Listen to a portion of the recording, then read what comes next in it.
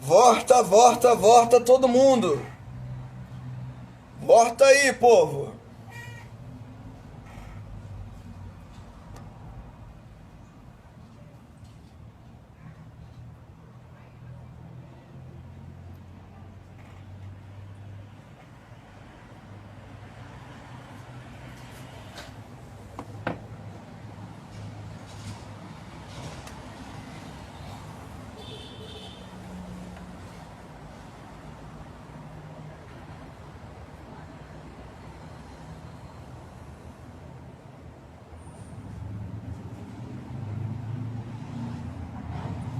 Todo mundo voltando. Mário já tá de volta.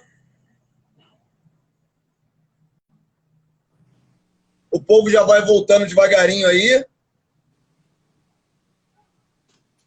O povo tá voltando aí devagarinho aí. Enquanto o povo tá voltando, eu tô aqui anotando, tentando anotar coisas. Depois, Mari, o meu pedido vai ser que você me mande mesmo depois, pode ser pelo direct, esses endereços, esses links, Sim. eu vou organizar esses vídeos, essas coisas todas. E nós temos um canal aqui da gente. Eu vou dar um jeito, eu vou condensar isso tudo e a gente vai organizar isso lá. Eu quero que tenha numa ilha, eu quero que num local tenha essa história, eu quero que tenha os documentários que estão liberados, as entrevistas que estão liberadas. Eu quero botar isso tudo lá. Por quê? Porque tem que estar mais fácil de ser acessado esse negócio. Tem que ter um acesso um pouco mais tranquilo para a galera. E para mim vai ser fundamental. Por quê? Porque eu estou escutando a tua história e colocando pecinhas do quebra-cabeça na minha história. Não seria possível, e eu sempre fico olhando. É, o Will até falou, né? A gente fala muito de ancestralidade, né? E a ancestralidade, a minha ancestralidade não para na dona, não se resume a minha avó, meu avô, minha mãe e meu pai, né? Porque hoje eu percebo que eu nasci para fazer isso aqui. O meu propósito de vida, eu acredito que a minha existência tem a ver comigo sendo palhaço. Então não dá para contar. Eu contaria a história do Rogério falando da minha avó, do meu avô, da minha mãe, do meu pai, até Charmin. Mas eu não conseguiria contar a minha história enquanto ser humano, enquanto um no meio desses 8 bilhões de seres humanos, se eu não contasse a história da sua avó, por exemplo. Se eu não contasse a história da Palhaça Chamego, do Benjamin, de todos os outros que Hermínia, né, quero colocar lá para que a gente possa entender melhor. Mas antes de eu passar de novo a palavra para você, deixa eu agradecer aqui. Vira-lata do Brasil, meu irmão querido de coração, está aqui com a Ê, gente. que honra. Um outro presente aí de Deus, aí, essa minha trajetória no meio do afastamento social. O afastamento social me juntou a pessoas maravilhosas, pessoas que eu gosto muito, né? Eu vira-lata deles e tá aqui aí, ó, curtindo aqui com a gente. Assim como o Vinícius Dalmas também que estava aí, que é um grande amigo, um cara que também me ajudou na trajetória. E muitos outros que não estão aqui, mas eles estão aqui. É uma galera. Tem também aqui a Ruth Cascudinha, que é uma, uma amiga, a palhaça jurássica, que ela fala que é a palhaça jurássica, né? É a nossa palhaça com mais idade, não a mais velha, mas com mais idade aqui. E Quantidade. outras palhaças, mulheres, que é o ponto que eu quero chegar agora. Antes de passar para você, eu queria deixar bem claro que, abre aspas, eu não estaria aqui sem ter passado sem ter sido moldado pela batuta da palhaçaria feminina. Eu falo com peso, mas com peso de responsabilidade, carinho, amor e respeito a respeito da palhaçaria feminina. Por quê? Porque dentro do que eu imaginava fazer, e aí eu tenho que, para te ajudar a entender o contexto, eu entrei na palhaçaria quando me converti ao cristianismo. E isso é engraçado, né? O negão judeu. Eu escutei essa piada várias vezes. Mas é só fé. É só fé. Né? E a fé, na minha visão, é um cheque em branco que a gente deposita no banco, que a gente acredita ser o banco melhor. Ou o banco que a gente deseja. Bom, eu lá, na minha busca para ajudar um grupo de amigos, né, a entender a palhaçaria, porque a palhaçaria missionária que movia a gente precisava de um aporte técnico que a gente não tinha. A gente só tinha boa vontade, mas a gente não tinha técnica, a gente não sabia por onde. Então eu fui à minha busca.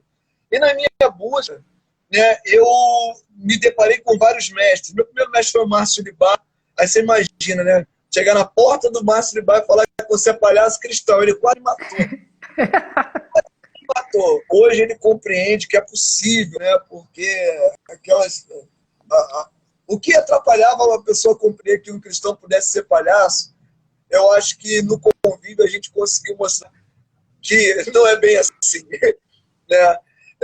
Foi bom, o convívio foi bom. Hoje ele é um amado amigo que me ajuda demais a compreender a palhaçaria e ainda mais esse meu caminho. Mas, enfim, foi muito difícil essa trajetória. E aí, dentre todos os mestres que eu tive, tinha um momento que faltava alguma coisa na palhaçaria que eu estou comunicando e ensinando para os meus amigos. Faltava algo. Eu ficava tentando entender que algo era esse até o dia em que eu caí na oficina das Marinhas da Graça.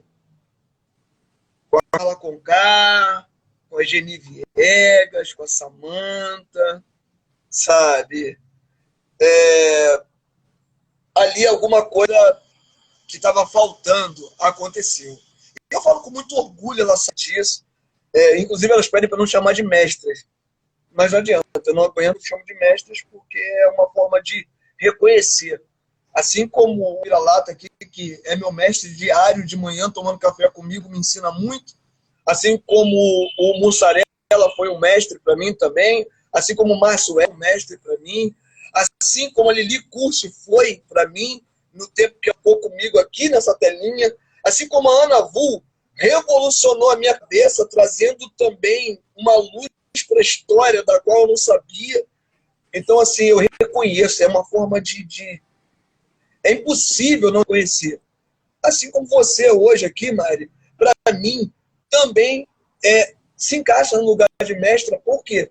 Porque traz para mim conhecimentos que só o mestre poderia trazer.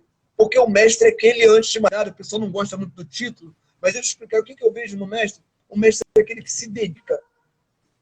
O mestre não se torna mestre porque ele rebanha pessoas.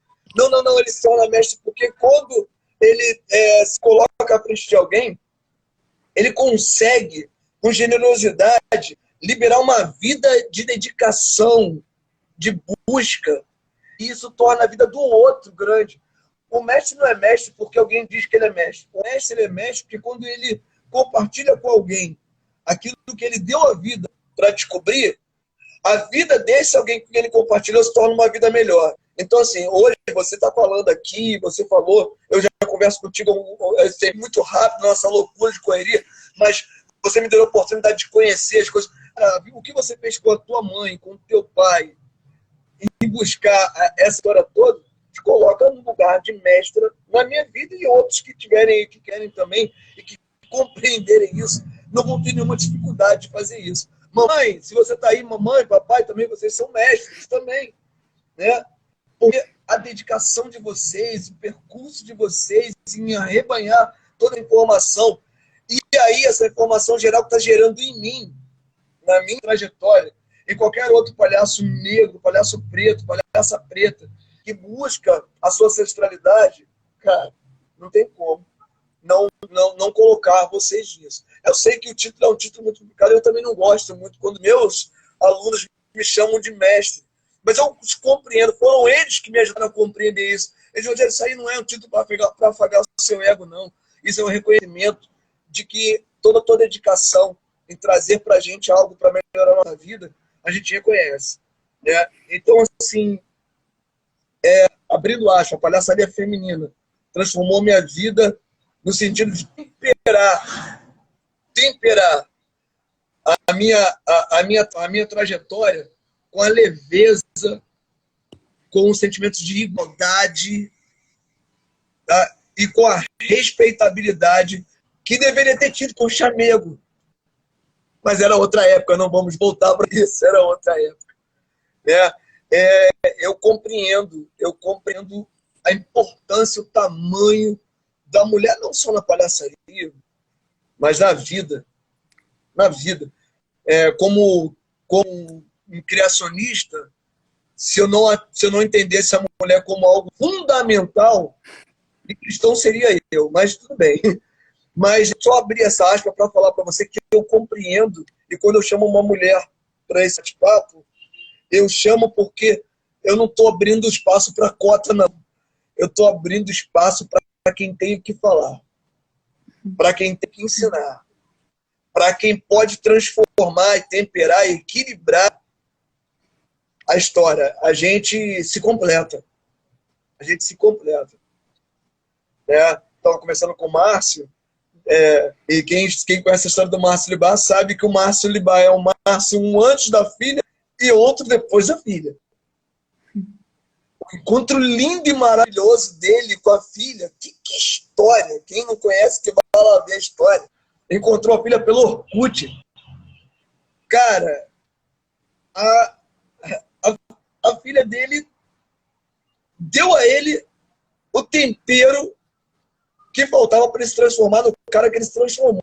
Hoje, sem medo nenhum, eu entendo que ele é uma das cabeças mais transformadoras do Brasil, e eu escuto pessoas bravas, mas a metamorfose que eu vi na vida desse cara foi algo sensacional. E o detalhe, começou numa mulher, na filha dele, sabe? Então, assim, eu entendo exatamente o quanto, cara, a gente precisa continuar crescendo, entendendo as redes. Eu sou o dia que não tenha mais redes, mas que seja comum ou picadeira a todos. Mas eu sei e entendo que as redes hoje é necessário para que as mulheres acreditem e tomem posse desse momento, dessa potência que elas têm num local que durante muito tempo foi apenas administrado pelo olhar masculino. Então eu acredito que realmente essa estrutura precisa acontecer mesmo, para que cada vez mais vocês consigam falar, consigam entregar para a gente essa potência, porque a gente precisa delas. Agora, eu sou de que não preciso mais de rede nenhuma, que isso seja uma coisa tão comum, tão respeitável, sabe? Que a gente possa beber dessas águas, sem precisar nadando para as ilhas, que a gente seja um continente só. Esse sonho que eu tenho. Mas eu fecho as aspas sobre a importância das mulheres falando, Mari, quando eu convoquei você, assim como a palhaça que vem na próxima, cada uma numa potência diferente, cada uma num momento diferente, eu convidei sabendo de que, cara, estou trazendo mais um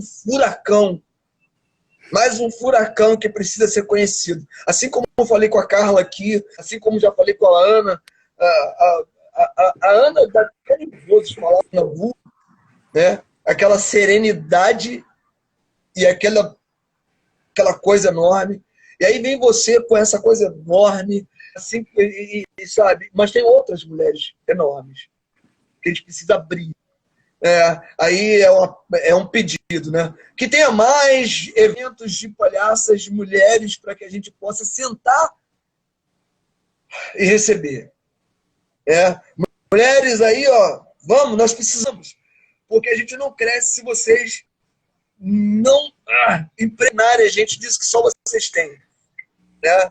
Então, assim, eu fecho aspas agradecendo como homem, né, o movimento de vocês, mulheres, e aí a gente passa, né? Vou deixar você falar sobre esse movimento de mulheres, que é fundamental, e vamos para essa grande, enorme mulher chamada...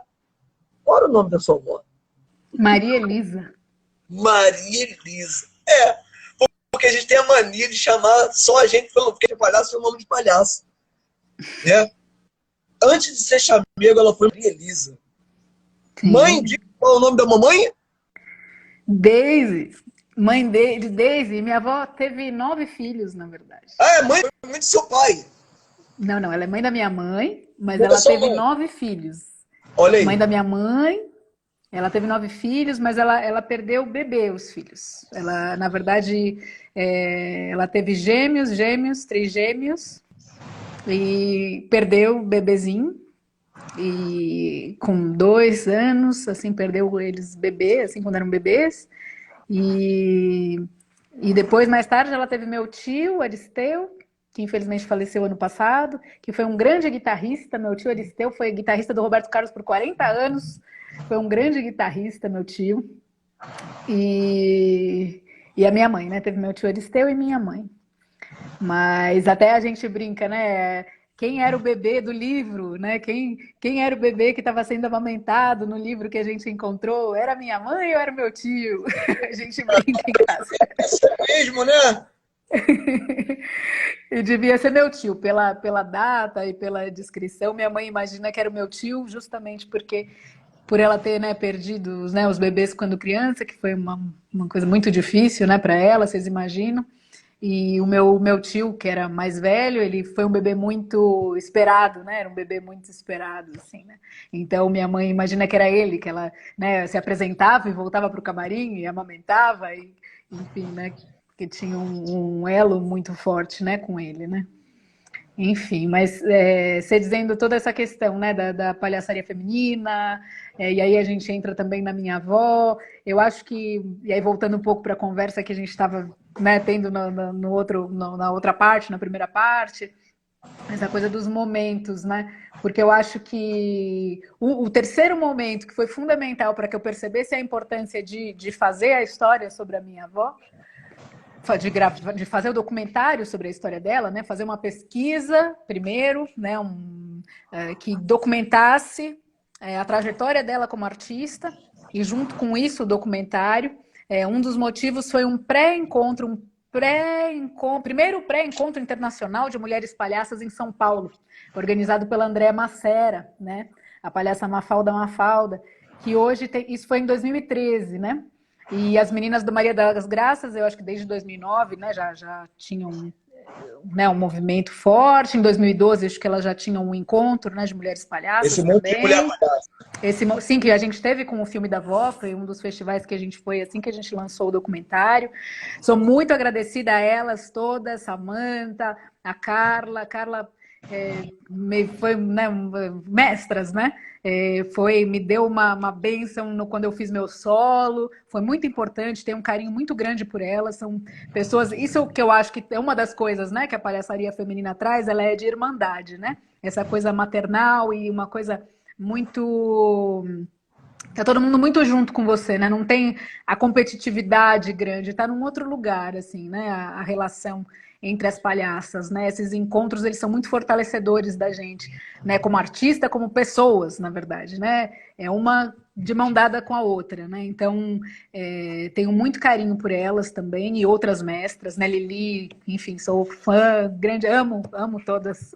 E tive grandes mestras, né? Sigo tendo, mas tive grandes mestras, né? Começando pela minha avó, mas tive grandes mestras que me acompanharam, até muito curioso que o meu caminho ele é quase todo de mestras mulheres, e isso é né, curioso da gente pensar, né, num universo que, como você disse, ainda hoje a referência é masculina, né, que já Sim. era na época da minha avó, mas segue sendo, né, a gente segue com a palhaçaria feminina não acontecendo no picadeiro, né, ela acontece, né, na rua, ela acontece em centros culturais, ela acontece, são outros espaços, né, no picadeiro ainda existe muita resistência, né, dessa figura da palhaça, ainda é um universo muito machista.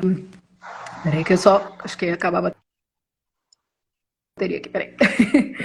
E o que eu ia dizer, me perdi aqui, eu falei desse pré-encontro de mulheres palhaças, né, da Andrea, que foi um terceiro momento que foi fundamental para que a gente chegasse na pesquisa da minha avó, porque foi quando houve esse reconhecimento de que... Isso foi acontecendo já na época do Paraqui, porque o Paraqui foi um documentário, ele tinha uma homenagem à minha avó, para minha avó, eu no que travei final. ou você que travou?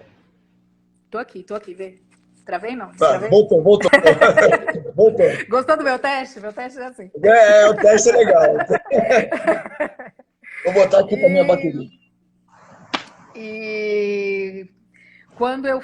Peraí, me perdi no raciocínio aqui. A gente estava falando do pré-encontro de mulheres palhaças, do Paraqui, porque o Paraqui tinha uma homenagem à minha avó, e aí, na verdade, o que aconteceu foi que durante as exibições do Paraqui, a minha mãe começou a levar a foto, o santinho da minha avó de palhaço nos eventos, e aí muitas vezes eram universidades, e aí os pesquisadores, né, como Mário Bolognese, alguns professores, começaram a perguntar, minha mãe mostrava a foto, olha, essa aqui era minha mãe, ela foi palhaça em 1940, ela fazia o chamego, e aí o pessoal, como assim 1940? Como assim palhaço em 1940, né? Porque a palhaçaria feminina no Brasil, ela começa a existir quando surgem as escolas de circo, isso em 1980, né? Então, como assim 1940 e tal? E aí, nesse pré-encontro de mulheres palhaças, voltando, né, agora de novo para esse momento que foi fundamental para eu começar a fazer o trabalho da avó de pesquisa, nesse pré-encontro da Andréia aqui em São Paulo, a gente fez a leitura do capítulo do livro Terceiro Sinal, né? E foi uma comoção muito grande. Você imagina, você ficou muito emocionado, né, com a cena. E imagina uma mesa de mulheres, né, que estavam ali pela primeira vez ouvindo a história de uma mulher palhaça brasileira nos anos 40, né? Então ali eu acho que ela houve um reconhecimento e uma emoção muito grande, mas um reconhecimento da minha avó como uma madrinha, né, da palhaçaria feminina brasileira. E aí essa coisa, né, que as pessoas também se emocionam de pensar que a primeira referência que se sabe, né, de uma mulher palhaça é uma mulher negra, palhaça. Enfim, foi uma emoção muito grande, né? E ali ela, né, eu sinto, né, que ela virou essa madrinha da palhaçaria nossa, né? E isso eu acredito que... E aí o filme, quando o filme fica pronto, ele começa um movimento muito lindo. Ele fica pronto no dia do aniversário da minha avó, né? A gente faz o lançamento. Dia 21 de março de 2016, a gente lança. 21 de março? Minha avó é de 21 de março. Caramba, eu sou 23 de março. Oxi! Você é quase gêmeo de chamego. Eita!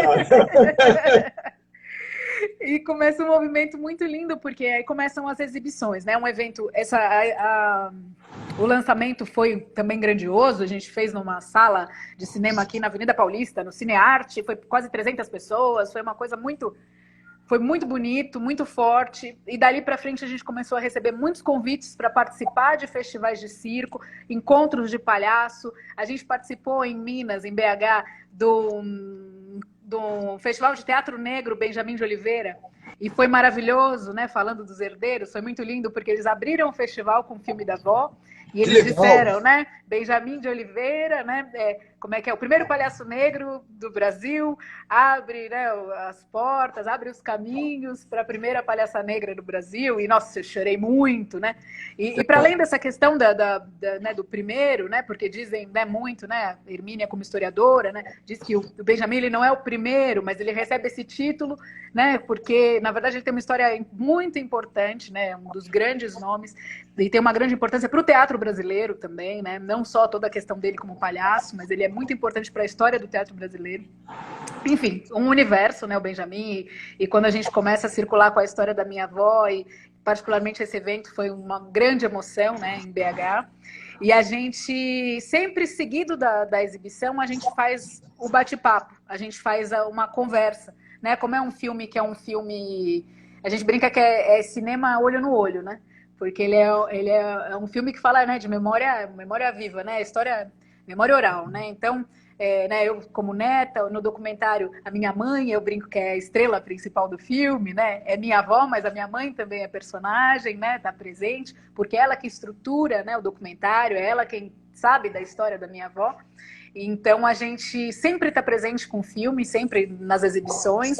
Então, sempre tem esse segundo momento, que é da conversa. E como o filme levanta todas essas questões que a gente está falando, né, que vem desde a questão do protagonismo negro nas artes, a questão da palhaçaria e comicidades femininas, né, a questão, enfim, questão racial, enfim, vem muita coisa. Questão da memória do circo, né, brasileiro, memória cultural do país.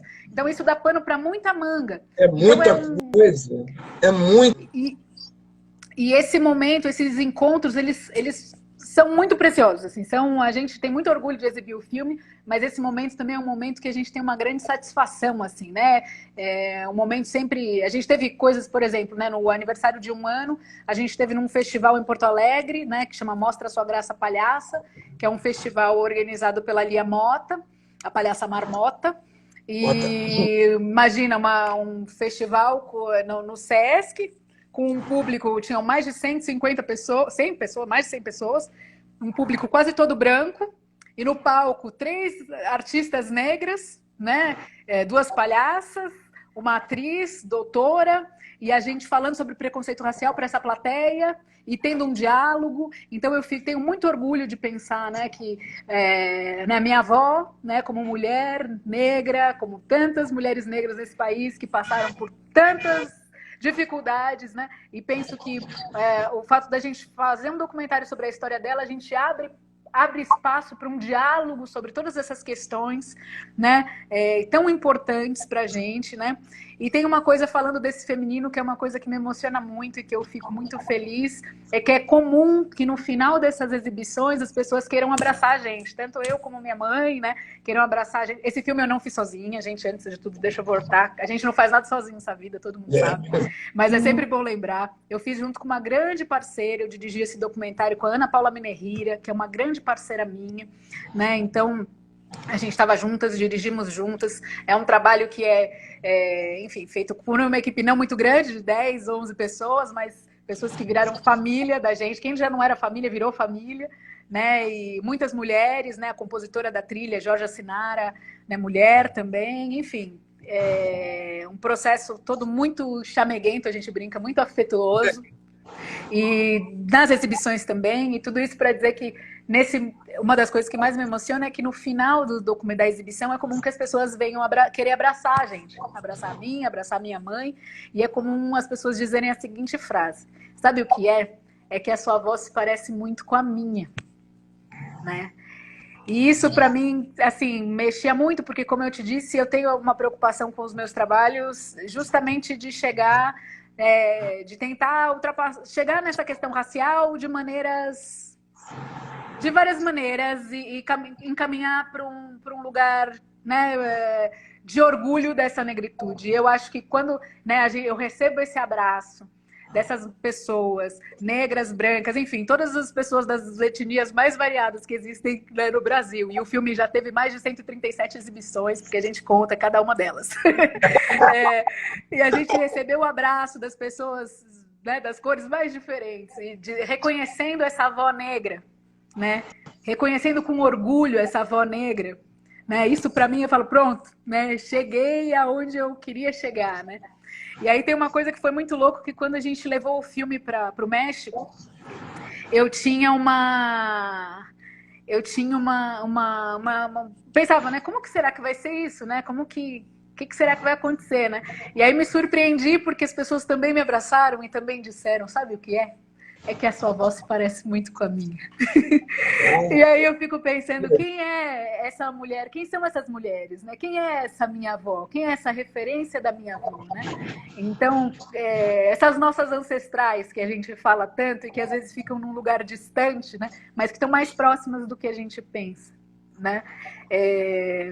Então, um monte de gente querida aqui que eu tô vendo, a Gabi, muita gente querida, tô muito feliz. Eu tô aqui Cara, é muita coisa, mano. Eu sabia que esse nosso papo, para 1 hora não é dar, 2 horas não é dar, vai ter que botar outra data. Eu já sabia disso. Mas eu confesso que pela primeira vez eu faço um pouco de palhaço que eu não consigo organizar as minhas emoções e, ao mesmo tempo, mediar alguma coisa. Posso te falar um momento muito lindo que eu acho que você vai gostar de saber? Uma coisa muito linda. Olha, É que eu vou te falar uma coisa que foi muito linda que eu acho que você vai gostar de saber. Todas as exibições têm momentos muito fortes. E tanto falas das pessoas, questionamentos, enfim, tem muita coisa muito forte, né? Mas teve uma exibição que a gente fez, que eu acho que você vai gostar de saber, que a gente fez em Feira de Santana, e a gente fez para um festival que chama Fenatifes, o festival de teatro infantil, em Feira de Santana.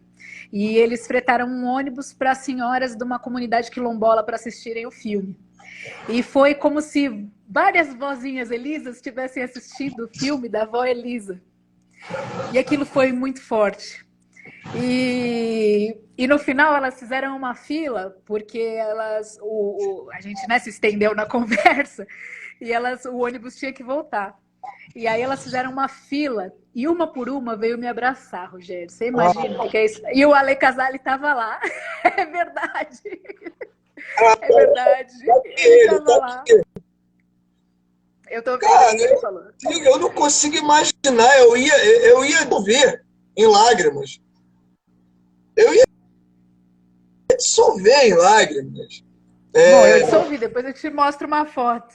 Depois eu te mando uma foto assim, do meu estado. Foi muito forte. Eu tenho duas grandes heroínas da minha vida. E essa parte da minha vida que quase ninguém sabe aqui. Mas eu fui criado à distância pela minha mãe. Eu fui criado pela minha avó. A minha avó morreu com 102 anos. Coisa de Índia Guarani, né? Minha avó com 98. Com aqueles cabelos brancos, finos, né? E aquele semblante de força absoluta. A minha avó, quando eu chegava em casa, ela com 89 anos, eu chegava cansado, né? É aquela coisa, você chega cansado e sentar no sofá, e quando eu via, tinha aquela mãozinha tirando meu sapato. Deus, é meu sapato. Ela, não, meu neto, você está cansado. Está cansado. E eu percebia que se eu impedisse minha avó de fazer aquilo, eu tirava dela a vida dela. A minha avó, com 102 anos, quando começou a ficar senil, ela só ficou senil quando ela começou a não ter mais o poder de fazer essas coisas. Por ela tirava o meu sapato a vida inteira quando eu cheguei no trabalho. Por ela cortava o meu bife a vida inteira. Coisa de boa. Soubesse usar garfo e faca. Por ela fazia aquele angu molinho com ovo que eu gostava de comer todas as noites, não importa a hora que eu chegasse. Então, vó é esse negócio aí. Vó é inexplicável. Você está contando aqui da tua avó aí, não tem como falar de tua. Sabe, a imagem da tua avó saindo do picadeiro para amamentar. Vó é mãe dobrada, mãe picada, mãe. Sei lá como é que se explica. Sei lá como é que se explica. E eu volto a falar, né, cara? Eu estou incapaz de organizar as minhas emoções para continuar. Mentindo. Mas a gente precisa continuar, né? E aí vai. E aí vai. E aí começa esse mundo da avó, começa esse mundo que é o que eu te disse, assim, começa esse grande mundo de viagens com o filme da avó, né? E como eu te disse, 137 exibições, e aí eu com o filme, meus pais vão junto, às vezes eu que ia, às vezes com a equipe, né, do filme, e aí esses encontros super fortes, e aí tem uma... Viva as avós, viva a voz das avós.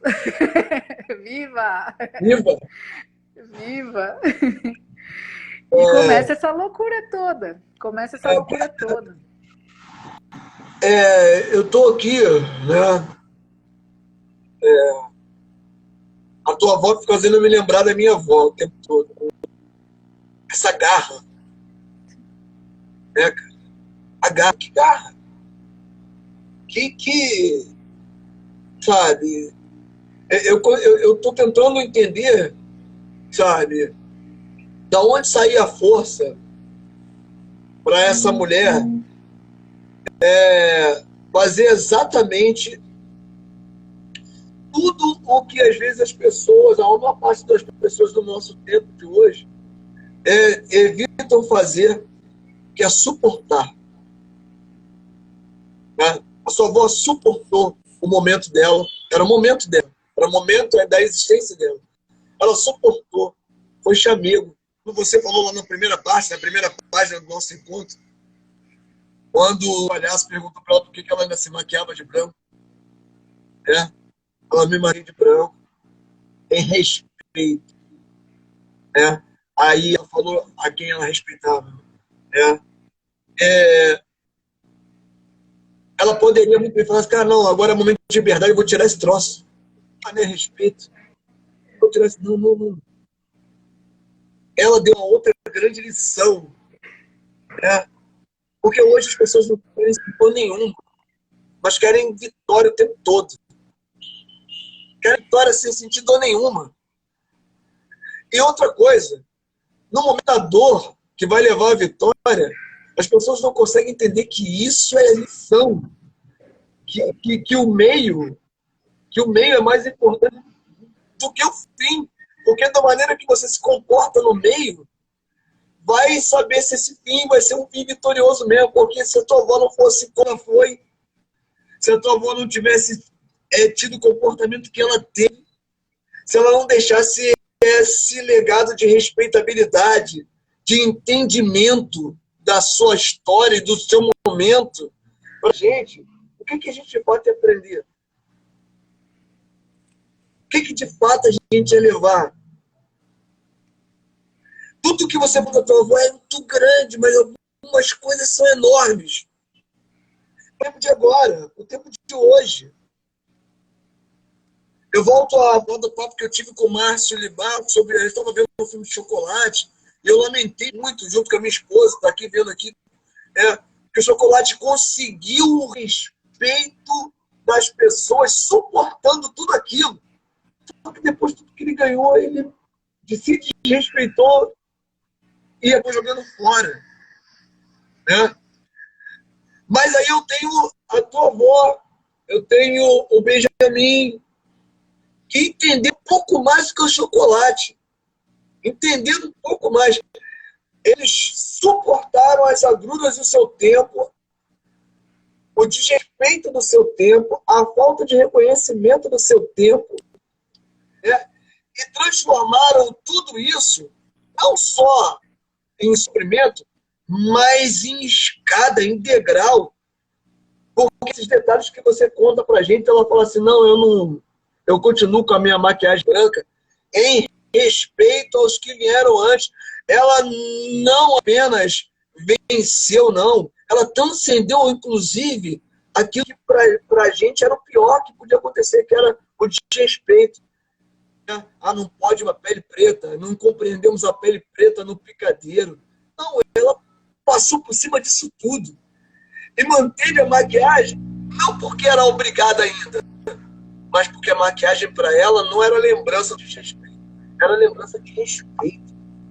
Grande demais. Isso é grande demais. Isso é transcender esse negócio todo. Isso é ser muito maior do que o que fizeram com ela. Aliás, ela representa o que Sáter estava falando, né? Não é o que fazem com a gente, mas é aquilo que a gente faz com o que faz a gente. Ela pegou e transformou isso em algo. Tem uma coisa que você falou que eu acho que é legal de falar, que eu fiquei pensando aqui também, Rogério, de tudo isso que você está falando. Essa coisa dela. Porque assim, né? Muita gente pergunta se a minha avó, se ela se sentia. Se ela lamentava o fato dela ter que se maquiar de um palhaço homem, né? E aí vem uma coisa, a gente não tem uma resposta dela objetiva em relação a isso. Ah, eu não gostava de ser o chamego. Pelo contrário, a minha avó adorava ser o chamego. Né? A minha avó, ela nasceu no circo, cresceu no circo, e ela, como todo artista circense que nasce no circo, fazia um pouco de tudo desde pequeno. Né? E ela sempre se apresentou com a minha tia-avó, a Tita, que aliás a gente encontrou registros lindos nesse projeto de pesquisa do bisavô. Tem coisas maravilhosas. E ela, quando ela se apresentava com a minha tia, era a época do circo-teatro, né? O circo do meu bisavô era circo-teatro. E ela, normalmente, ela já fazia a figura cômica, né? Fazia as cômicas, né? E a minha tia fazia a mocinha, eles falam, né? A bonita, a mocinha, né? Tem os tipos, né? De cada personagem no circo-teatro, né? E então ela já fazia essas figuras cômicas e como acontece, né? Como ela se transforma no chamego, no palhaço do circo, né? De uma família que era de palhaços, né? Meu bisavô foi palhaço, meu bisavô, dono do circo, foi palhaço, né? E então o que acontece? O meu tio-avô, irmão mais novo da minha avó, ele, num determinado momento, ele é o palhaço do circo, ele era o palhaço gostoso. Meu tio-avô Toninho Alves. E ele tem um problema de saúde, começa a desenvolver uma doença degenerativa, acaba tendo que cortar as duas pernas, enfim, um momento super difícil. E eles ficam sem palhaço no circo. E aí eles precisam de alguém que assuma, porque, na verdade, a figura principal do circo, naquela época particularmente, era o palhaço, né?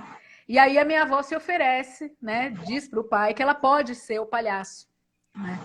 E aí ela tem que convencer o pai dela de que ela pode realmente ser o palhaço, né? Então você imagina. E aí ela conta essa passagem, né, que minha mãe contava também, que ela solta o cabelo crespo, assim, bem armado, coloca uma cartolinha bem pequenininha na cabeça e começa a fazer graça pro pai dela. 1, 2, 3 vezes, até que meu bisavô começa a dar risada e, por fim, ele fica convencido de que ela pode ser o chamego, né? Como eu disse, minha avó tinha muito orgulho de ser o chamego. E mais para frente, né, que ela contava, isso ela contava para mim, no final das temporadas, isso já mais para frente, no final das temporadas, ela tirava a cabeleira, né? A partir do momento ela começou a revelar e ela tirava a cabeleira no final das temporadas. E ela contava para mim com orgulho, filha Ninha, ela me chamava de Ninha, né? Ninha, né? Por causa da mãe uruguaia. Quando eu tirava a cabeleira, a mulherada chorava. Então, com um orgulho, o que eu quero dizer é que ela tinha muito orgulho dela, assim, como artista, da figura que ela fazia, que convencia como homem, né? Então, assim, numa época em que não se imaginava, não se concebia a figura de um palhaço mulher, né? Por isso que eu falo muito essa questão dos contextos, né? Porque é comum, às vezes, nos encontros de mulheres palhaças, as meninas, o pessoal perguntar, né? Fala assim, ela se ressentia, né? Como artista, mulher, por não poder ser a palhaça. Mas imagina que era uma época que não existia a figura da palhaça, né? E ela sim se orgulhava da artista que era, que convencia como homem, né? Então, só claro, né, talvez, né, com essa coisa de tirar a cabeleira, né, que também era um outro contexto, era um outro momento, né, a gente já está falando aí de um momento, né, de movimento feminista, né, a gente já está falando de uma segunda onda de movimento feminista, então já tem uma coisa do contexto da época que também favorecia para que ela fizesse o que ela fez, né, da coisa de tirar a cabeleira, no momento em que ela faz, né, mas eu acho muito, muito bacana de trazer esse dado, né, porque eu acho que eu estou aprendendo mais, sabe? Eu estou aprendendo muita coisa, né? Com tudo isso é muita coisa, essa pesquisa toda, né? E uma coisa muito linda dessa coisa da história, né?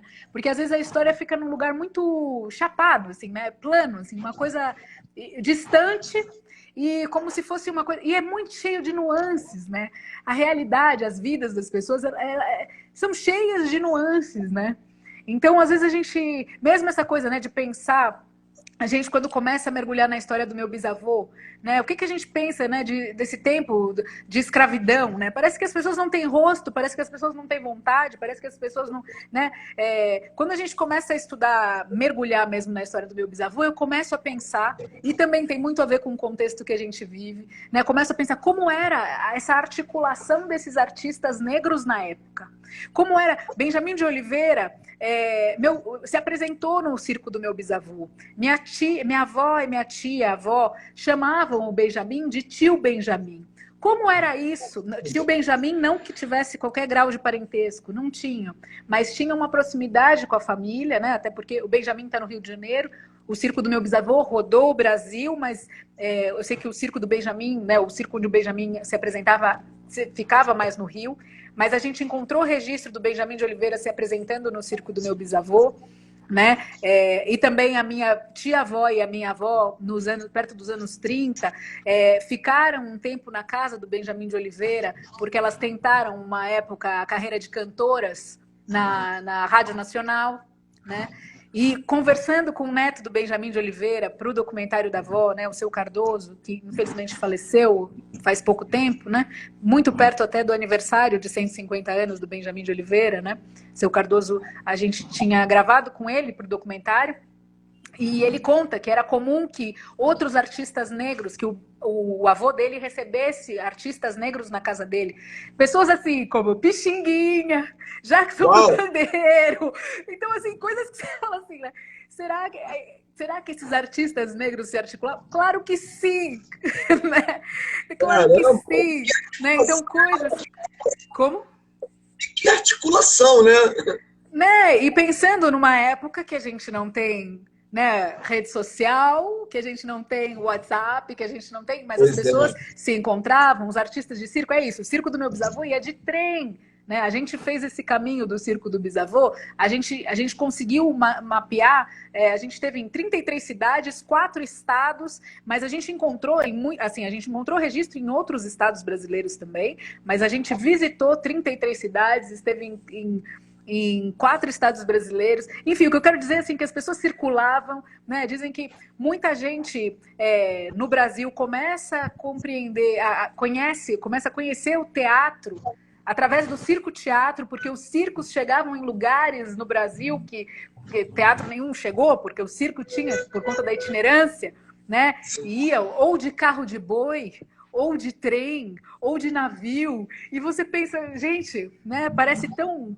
Essa coisa que você fala, mais do que o suportar, eu fico pensando essa coisa do... como é que é?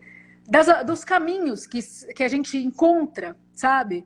Para realizar os sonhos, as vontades, sabe? Eles chegavam nesses lugares todos, né? Eles, artistas de circo que lidam com os sonhos, né? Com produções artísticas. O circo era o grande centro cultural da época, quando a gente fala, né? Final do século XIX, começo do século XX. Era o grande centro cultural da época, era o que existia os grandes artistas se apresentavam no circo, né? Os cantores se apresentavam no circo, né? O Luiz Gonzaga se apresentava no circo, que eu fico imaginando esse homem se apresentando em circo, né? Se apresentava no circo do meu bisavô, como em outros tantos circos, mas inclusive tem toda a questão da música, né? Que dá nome, que a música que a minha avó se apresentava é a música Chamego do Luiz Gonzaga. Né? Que é aquela, o chamego dá prazer, o chamego faz sofrer, o chamego às vezes dói, às vezes não, o chamego às vezes rói no coração. Todo mundo quer saber o que é o chamego, ninguém sabe se ele é branco, se é mulato ou negro, ninguém sabe se ele é branco, se é mulato ou negro. E tem até, né, no documentário a gente fala sobre isso, tem uma dúvida se a música foi composta para minha avó. Uma vez que Luiz Gonzaga se apresentava nos circos, se apresentava no circo do meu bisavô, na época em que minha avó vira o palhaço, né, passa a ser o palhaço, e aí a gente conversou com o discógrafo do Luiz Gonzaga, conversou com a Regina Etcheverry, que fez a biografia sobre ele, com o neto do Luiz Gonzaga, né, o Daniel Gonzaga, né, e enfim, o que eles disseram pra gente foi, olha, a gente não pode dizer que foi composta para ela, mas também não pode dizer que não foi. É verdade. né, e pensando que ela deve ter sido muito preparada, né, assim, para ser, né, pensa, a figura central do circo, de uma família tradicional de circo, de palhaços, né, enfim, e aí com uma música, é possível que a música tenha sido feita para ela, e era a música da entrada dela, né, ela entrava com a música do Chamego do Luiz Gonzaga. É um encaixe muito absurdo, né? Existe uma possibilidade enorme de acreditar que foi criada exatamente para ela. Não foi também, a gente fica pensando onde que a inspiração estava ali do lado dele. Você falou de uma coisa, Mari, eu aqui cantando, né, cara? Que coragem, né? Que coragem. Por quê? No momento que era, o circo pede o seu artista de maior representatividade. E aí, uma mulher, fala assim, ó, eu fico tentando imaginar um momento numa sala, né, o teu bisavô lá, pensando, e agora, o que eu vou fazer? Como é que eu vou resolver esse problema? E agora? Aí aquela pessoa,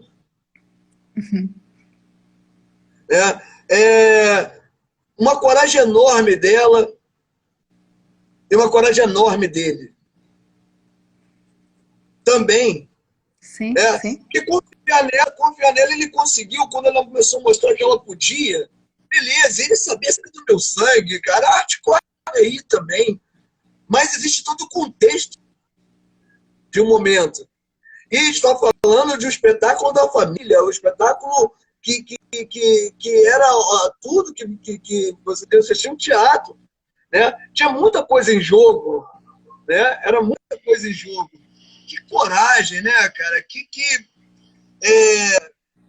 A coragem dela é marcante, mas o vislumbre transformador do olhar do teu bisavô também é algo que tem que se destacar, né? Porque ele foi como se fosse um empreendedor visionário na época, tipo assim, eu vou lançar uma mulher que vai fazer papel de homem. Mas era escondido, né? E até tem uma justificativa desse escondido, né? De preservar, né? Quando a gente conversa um pouco sobre isso, né? Com a Hermínia, quando a gente... É justamente isso, né? Por que foi silenciado, né? Por que pouca gente sabia da minha avó? Né? Sim, olha que coragem.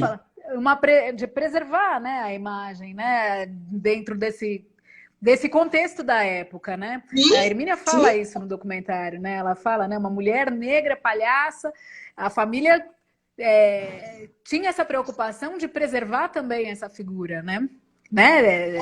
Era um segredo de família, né? Também. Né? Cara, era algo muito grande. É um segredo de família. Tinha um de preservar a família e ela, e tinha outra coisa de jogo do negócio, né? Ele foi muito corajoso. Ele foi muito corajoso, né?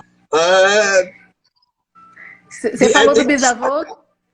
Tem uma coisa que eu já ouvi semelhante do meu avô, né? Porque meu avô, pai da minha mãe, né? O marido da minha avó, vô Eurico, ele fugiu com o circo, né? Ele se apaixonou pela minha avó e ele foge com o circo. E mais pra frente, ele passa a ser a dupla da minha avó. Então, a dupla é Chamego e Reis.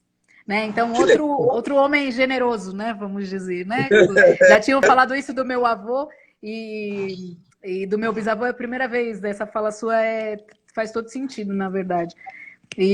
Mas o meu avô Eurico, e ele era o escada dela, né? Que legal, cara. Meu avô Eurico, né? Porque meu avô era meio galã, né? Ele fazia o galã, e aí uma das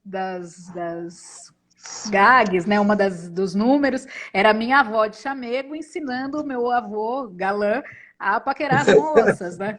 Então tem coisas muito legais, assim, de saber, muito que legal. Mari, como eu disse, a gente ficaria aqui 24 horas se emocionando e crescendo com essa história. Mas eu também sei que você tem um negócio para tocar, né? que você tem um negócio para tocar. Eu já abusei, porque eu peguei mais de meia hora de você, porque não tinha como acabar, que, né, não tinha como. Né? Ficou uma galera, saiu, voltou, mas isso vai ficar no nosso canal, isso faz parte do acervo que a gente está montando. Eu acredito que todo mundo que viu e todo mundo que vai ver vai ser bagunçado pelo mesmo cometa que moveu você do local onde você estava quando precisava de um cometa na vida. Eu volto a dizer, é impossível como artista negro, e eu preciso muito falar com a Hermínia, preciso muito conversar com a Hermínia, porque assim como a sua avó tem outras referências, que não tem como a gente contar a nossa história se a gente não passou elas. Eu não acredito que dá para falar da história de Picadeiro, negro, preto, se não passar pelos negros. Hoje é impossível contar essa história. Até porque aquele que a gente tinha como referência, que é o Benjamin de Oliveira, né? Aí você fala, cara, tio Benjamin, não tem como. Não tem como. Está conectado. Essa conexão tem que ser explorada, tem que ser melhor explorada. Deve ter outros tios aí, deve ter outras tias aí, e a gente precisa muito descobrir. E você trouxe um pedaço desse quebra-cabeça que eu estou tentando montar a respeito da história desse preto palhaço aqui, e da ancestralidade, que não tem a ver só com meus consanguíneos, mas com aqueles que pavimentaram o picadeiro, que hoje eu boto pé. Então, assim, eu só tenho que agradecer. Eu tenho que pedir muito, mas muito obrigado a você por tudo que você fez. Ter a coragem de revirar o baú da sua própria história num momento difícil da sua vida. Você poderia ter optado por simplesmente viver apenas a dor que você vivia naquele momento, mas você abriu mão de viver a dor para descobrir um pouco mais de você e descobrir esse tesouro. Aí você vai e abre essa arca para a gente, fazendo um documentário, tendo toda essa história, dando tempo, destinando o tempo da sua vida tão corrida para poder bater papo com as pessoas.